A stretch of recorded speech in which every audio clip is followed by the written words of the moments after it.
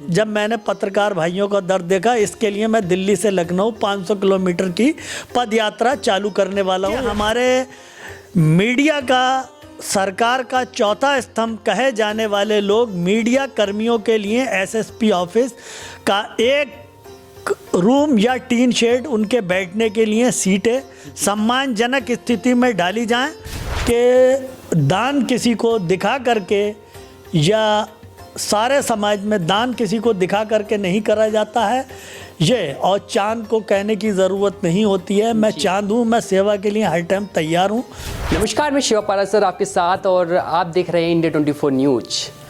वैसे तो आपने बरेली में समाज सेवी काफ़ी देखे होंगे, लेकिन आज हम एक ऐसे समाज सेवी से आपकी मुलाकात कराने जा रहे हैं जो बिना किसी फ़ायदे के, बिना किसी स्वार्थ के जो है गरीबों की और ज़रूरतमंदों की मदद करते हैं, जिन्होंने कोरोना काल में भी काफ़ी मदद की और हमेशा जो है जिस व्यक्ति को मदद की आवश्यकता होती है वो हमेशा उसके साथ खड़े रहते हैं।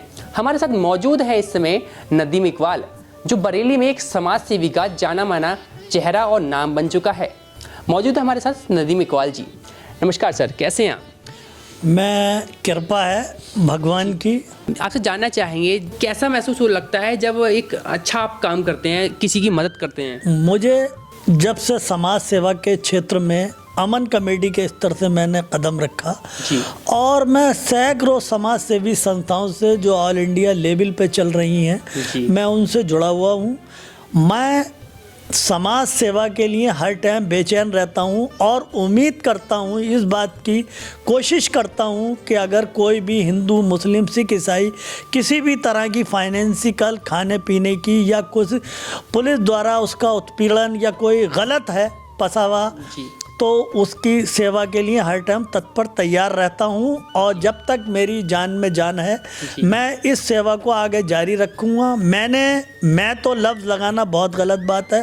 अल्लाह, भगवान, ईश्वर, गॉड ने मुझे इस काबिल करा कि मैं जो है लोगों की सेवा कर पाऊँ।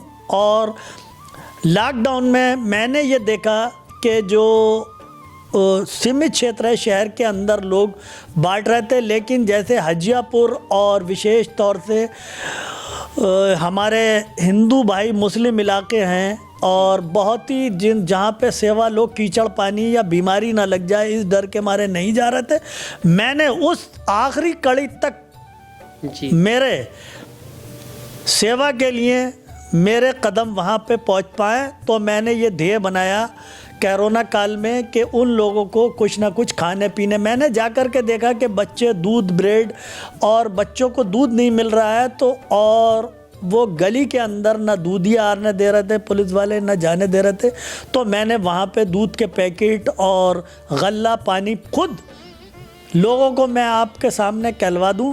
मैंने फ़ोटो खिंचवा करके कोई काम मैं नहीं करता हूं, चूँकि हमारे इस्लाम में है कि दान किसी को दिखा करके या सारे समाज में दान किसी को दिखा करके नहीं करा जाता है ये, और चांद को कहने की ज़रूरत नहीं होती है। मैं चांद हूँ, मैं सेवा के लिए हर टाइम तैयार हूँ और रहूँगा।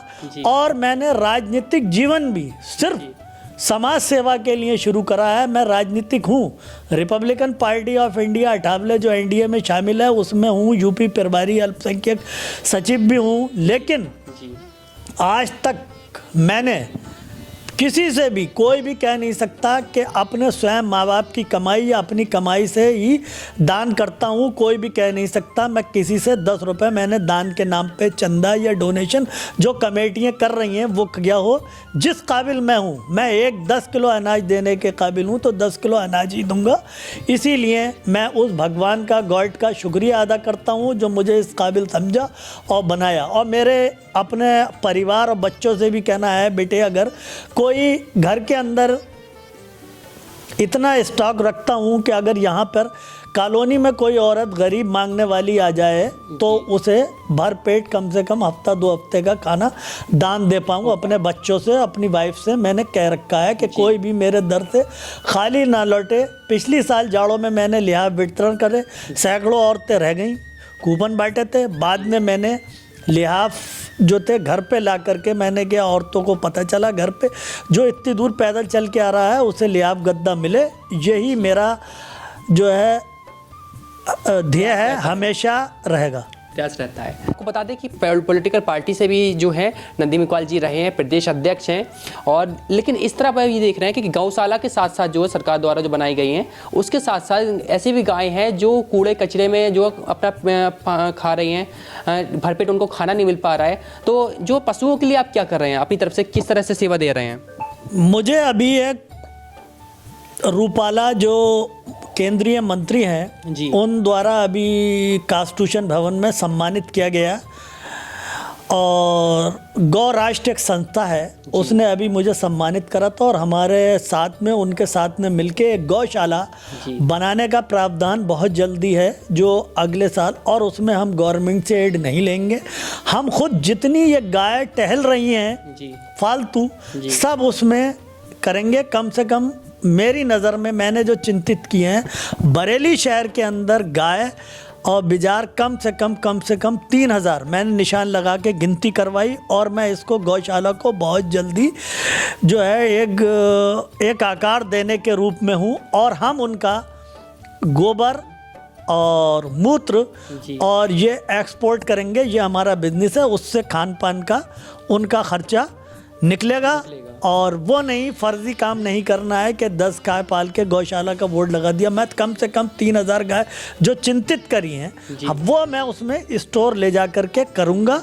और ये एक संदेश देना चाहता हूँ कि जो मुस्लिम लोगों पर बैन है गौ हत्या का वो मिटे, और मेरी अपनी कोशिश रहेगी। अभी मैं आपको दिखाऊंगा कि मुझे गौ राष्ट्र के लिए उन्होंने गाय दे करके स्मृति चिन्ह अभी सम्मानित करा है, जो रूपाला जी हैं, संजय रूपाला, केंद्रीय मंत्री पशुधन विकास मंत्री, कॉन्स्टिट्यूशन क्लब में मेरे साथ मौजूद थे, और मैंने उनके साथ में एक प्लान बनाया। लेकिन मैंने उनसे कहा, गौ राष्ट्र एक संस्था है, मैंने कहा हम लोग बनाएंगे अलग से, लेकिन इसमें गवर्नमेंट के संसाधन नहीं लेंगे, हम स्वयं अपने लोगों अपने ज़मीन खरीद करके, और उससे मैंने ये मेरे दिमाग में है, और इसे हम शायद 3 महीने के अंदर एक आकार रूप आपको दिखाएंगे सर। एक आकार, इसको हम अपनी योजना को एक आकार देने के लिए जा रहे हैं।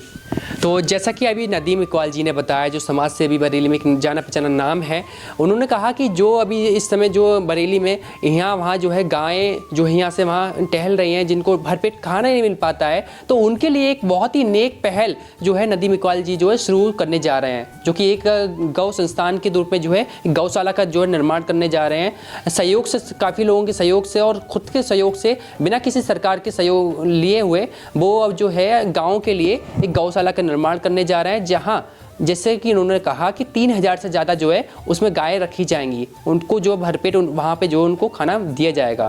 तो ये बहुत ही जो है एक अच्छी नेक पहल करने जा रहे हैं। इसके लिए सरकार की जो है, सरकार से साथ ही साथ जो है सरकार से क्या और कहना चाहेंगे कि जिस तरह से गायें जो टहल रही हैं उनके लिए और क्या कर सकती है सरकार? मेरी सुझाव क्या रहेगा आपका? योगी मोदी सरकार से मांग है जी कि गौशालाओं का ज़्यादा से ज़्यादा निर्माण करके, ये जो गाय लोग छोड़ देते हैं, कूड़ा कचरा खा रही हैं ये, और गाय की मृत्यु हो रही है, बहुत ही अफसोसनाक और बहुत ही दयनीय कि हम जिसे माता का रूप देते हैं उसके लिए ऐसी उसकी हत्या बेमौत मरे।